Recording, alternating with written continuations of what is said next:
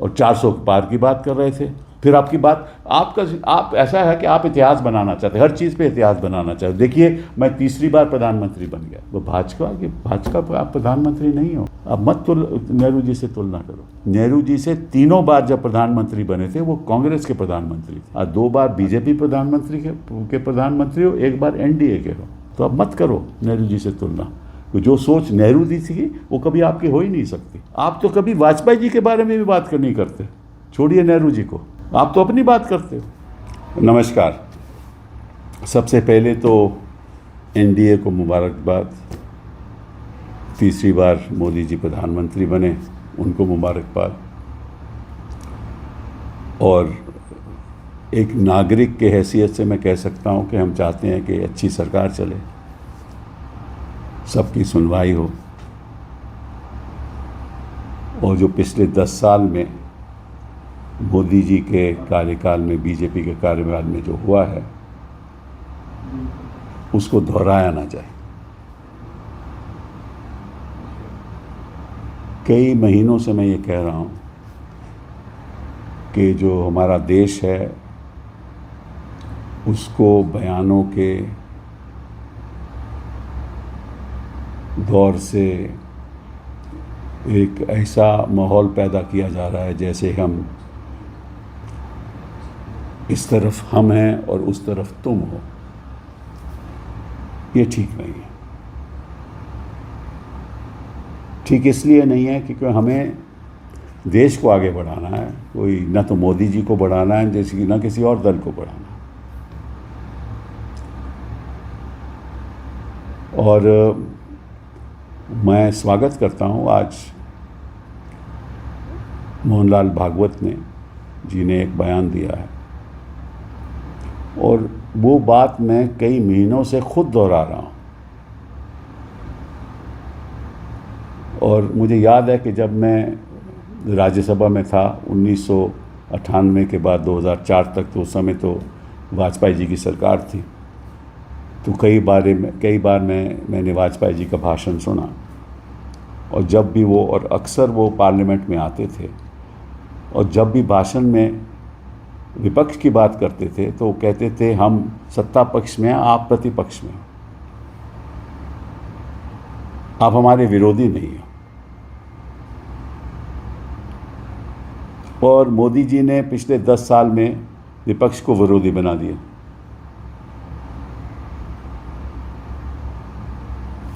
मैं ये भी कहता था कि हम पार्लियामेंट में तो सबकी सुनवाई होनी चाहिए,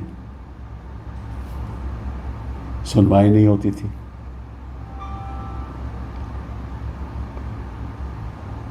और मैं समझता हूं कि आज वो बात भागवत जी ने भी कही। उन्होंने कहा कि एक सिक्के के 2 पहलू होते हैं, सिक्का तो एक ही होता है। तो संसद में बैठ के आप अपनी बात भी कहो और विपक्ष की बात भी सुनो, प्रतिपक्ष की बात भी सुनो, तभी देश आगे बढ़ेगा।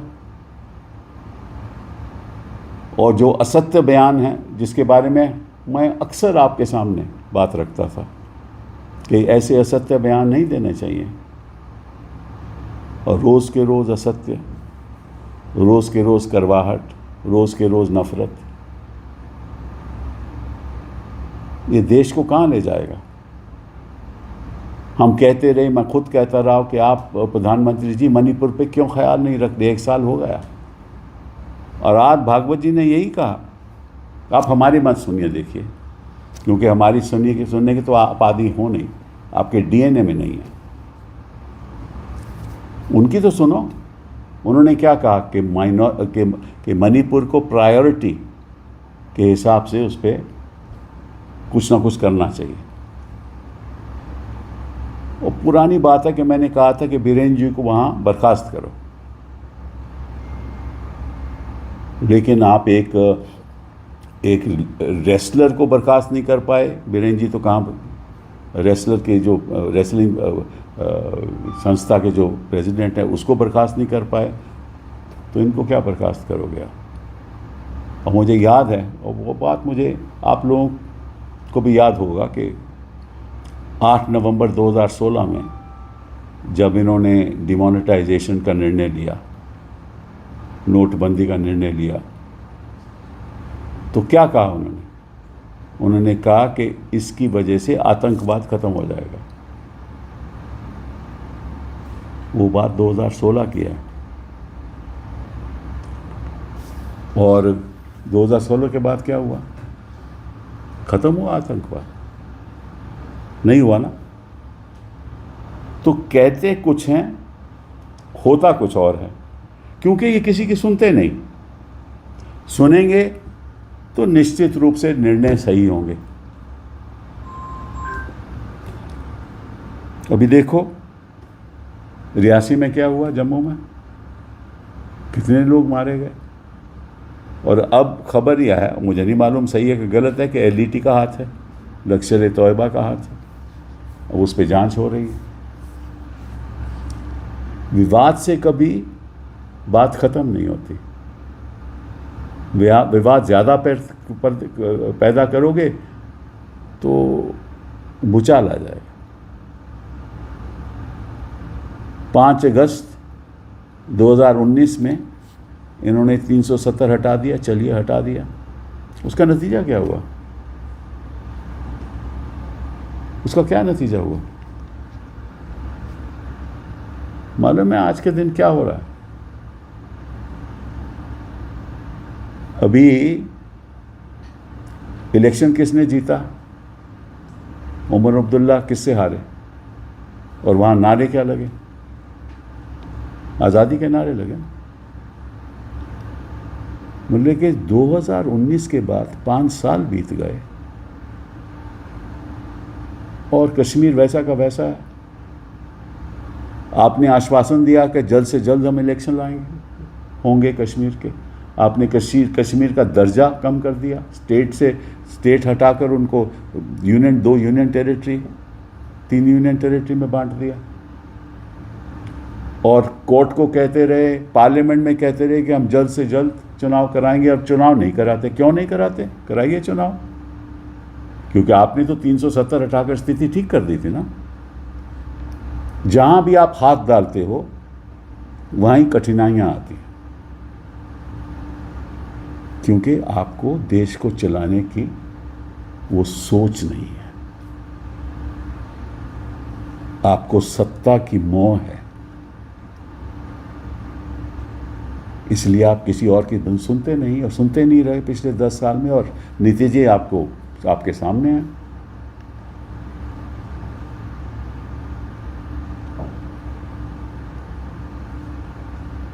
और मैं अपने चेयरमैन साहब जो हैं राज्यसभा, उनसे भी आग्रह करूंगा कि चलिए हमारी बात नहीं, कुछ और लोगों की जो आपको समर्थन देते रहे हैं उनकी बात सुन लीजिए। अरे विपक्ष को बोलने तो दीजिए। माइक काट देते हो, इंटरप्ट करते हो। हम आपका आदर करते हैं, हमारे अच्छे संबंध है, लेकिन ये मतलब नहीं कि आप एक संस्था को ऐसा बना दो कि लोगों की आवाज़, प्रतिपक्ष की आवाज़ सुनवाई नहीं दे। सस्पेंड कर दो लोगों को। कैसे संस्थाएं कैसे चलेंगी?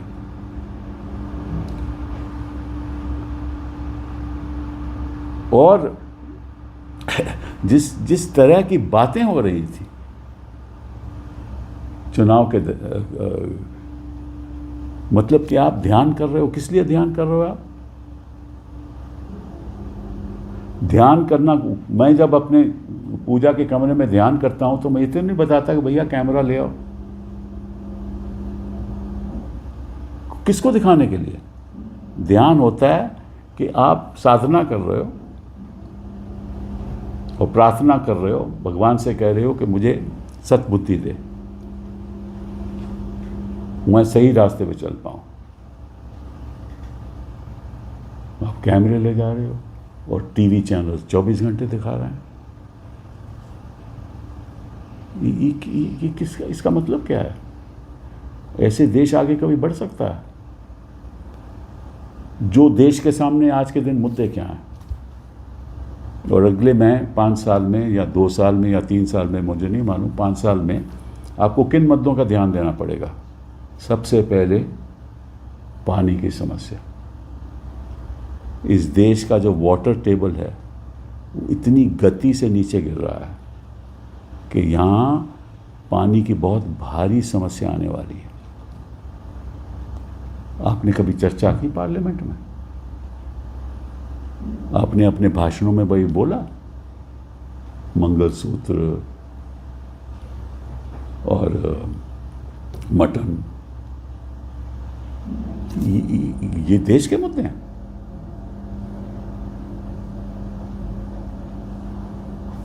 क्लाइमेट चेंज, किस तरह से क्लाइमेट चेंज की वजह से कितना प्रभाव पड़ेगा हमारी कृषि के उद्योग पे। सीजन्स चेंज हो जाएंगे। जिस आधार पे हमारा किसान बोता है, अगर बारिश उसी समय मानसून के द्वारा नहीं आए और वो भी सीजन चेंज होगा तो वो बेचारा क्या करेगा? उस बारे में कोई चर्चा नहीं। अलग अलग भाषाओं के बोलने वाले लोग हैं, उस पर आप विवाद डाल देते हो।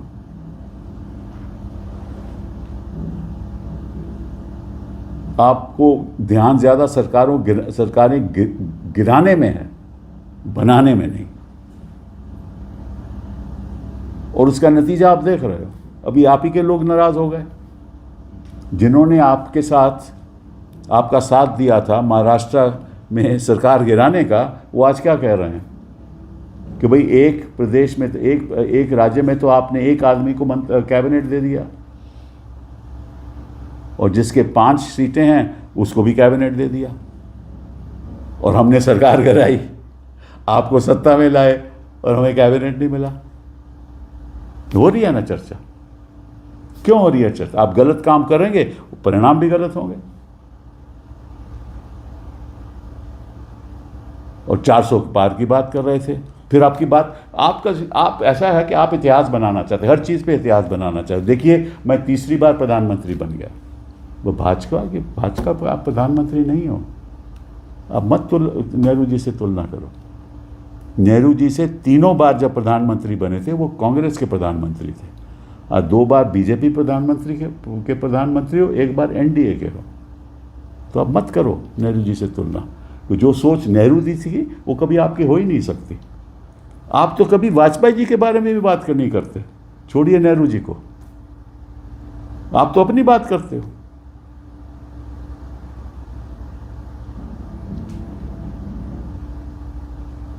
अपने मेरे, बाकी सब सौतेले। ये पॉलिटिक्स है, इसको राजनीति कहते हैं। और भाषण में भी एक मर्यादा होनी चाहिए। उस मर्यादा को आपने छोड़ दिया। ये सही नहीं है। करोड़ों लोग की आकांक्षाएं हैं, खासतौर पे हमारी युवाओं की, महिलाओं की। ऐसे भद्दे आरोप लगे जा रहे हैं आप लोगों के, कुछ लोगों पे जो चर्चा में है। टीवी एंकर्स गाली दे रहे हैं जो भी चर्चा में है। और वही बात आप दोबारा टीवी एंकर जो खास तौर पे हैं, जो मेन स्ट्रीम चैनल है, वो दोबारा दोहरा रहे हैं। और ख़ास तौर पे मैं सीईसी को कहना चाहता हूँ कि जो आपने किया, इस चुनाव में जो आपने किया, उसका खमियाजा तो भुगतना पड़ेगा। कैसे भुगतोगे वो तो हम बताएंगे, ज़रा थोड़ा इंतज़ार कर लीजिए। ऐसे कैसे हो सकता है कि आप अपनी मन मर्जी करो? संविधान के मुताबिक आप तो एक कर्तव्य दिया गया है, संवैधानिक कर्तव्य है। आपने उसको पैरों से नकारा है, ठोकर मारी है। वो सारे हिंदुस्तान के 140 करोड़ जनता पे की आकांक्षाओं को आपने नकारा। नकारा है, आपको कोई माफ़ नहीं कर सकता।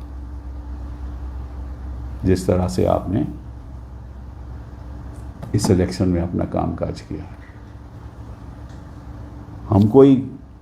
हम तो केवल सच्चाई इस देश के सामने रखेंगे।